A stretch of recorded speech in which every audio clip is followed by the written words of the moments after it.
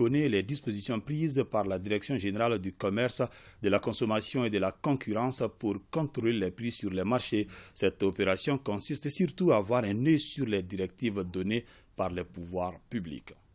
C'est Maman Dambélé, Direction générale du commerce. Nous voulons voir les premiers responsables.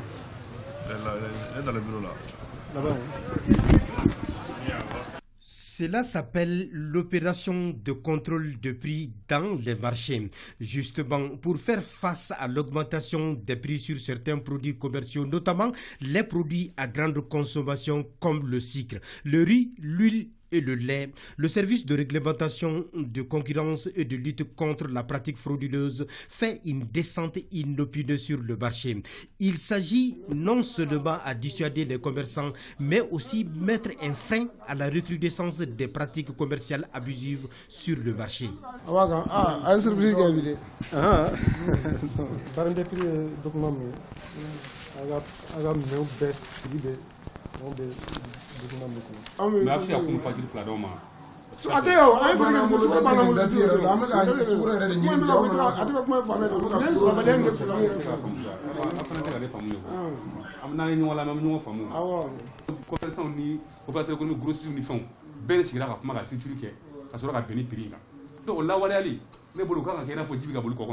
Les contrôleurs, une fois sur place, demandent certains documents. Il s'agit des pièces justificatives comme le barème de prix, le registre de vente et les dernières factures.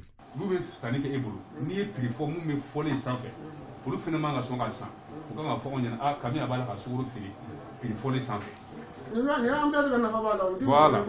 Les barèmes de prix, les registres de vente. On a constaté qu'ils n'ont pas ces deux documents.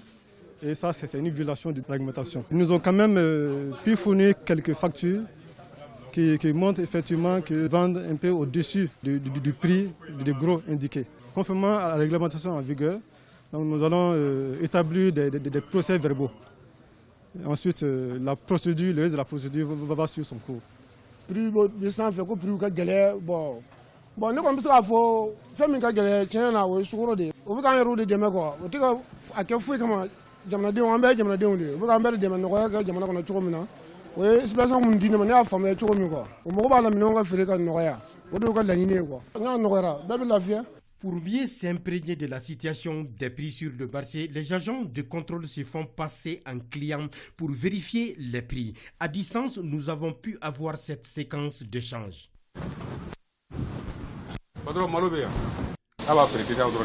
Ah, ok.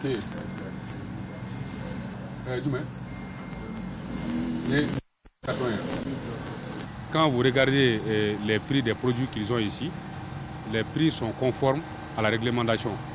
À la seule limite que les riz brisures, ils sont un tout petit peu à la hausse, n'est-ce pas, par rapport au prix indiqué. Ils sont à 10 francs de plus. Parce que le riz brisure non parfumé, le kilo ne doit pas dépasser 350 francs sur le marché au niveau du consommateur. Mais quand tu prends, et ils ne vendent même pas en kilo, ils vendent en sac. Et effectivement, le sac, ils le vendent à 18 000 francs. Maintenant, quand vous faites le rapport avec le prix indiqué, ils sont à plus 10 francs le kilo. On leur a donné un avertissement de revenir immédiatement au prix indiqué. Au-delà des importateurs, grossistes et demi-grossistes, l'opération de contrôle concerne toute la chaîne du commerce. Nous sommes au marché de Ngolodina. Ici, le prix de l'huile et du haricot semble acceptable chez les détaillants, nous confirme cette dame.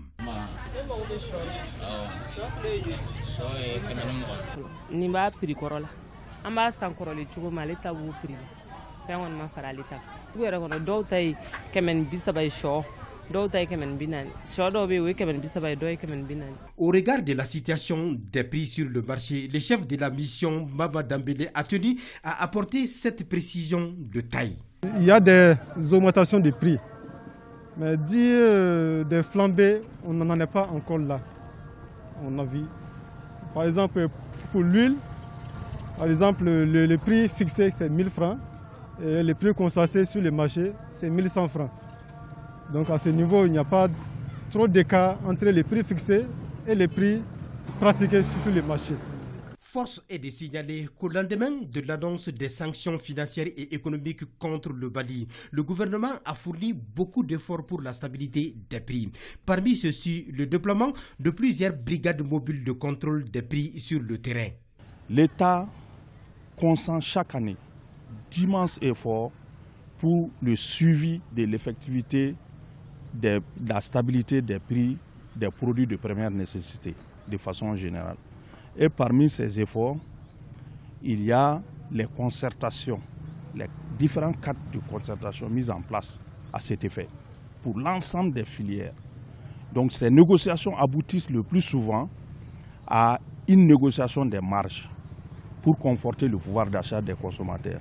À la date d'aujourd'hui, la Direction générale du commerce, de la consommation et de la concurrence a effectué le contrôle dans plus de 2000 points de vente à travers le pays.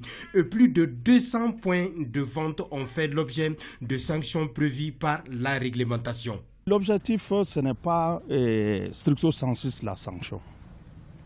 Le commerce, c'est une activité noble qui doit être exercée dans un cadre loyal. Mais lorsque les textes sont violés ou les principes sont violés, il convient d'appliquer les sanctions prévues par la réglementation en vigueur. Pour relever efficacement les défis actuels, les brigades surveillent au quotidien les prix indicatifs plafonds des produits de première nécessité. Pas de clémence pour les commerçants qui ne respectent pas les prix indicatifs plafonds.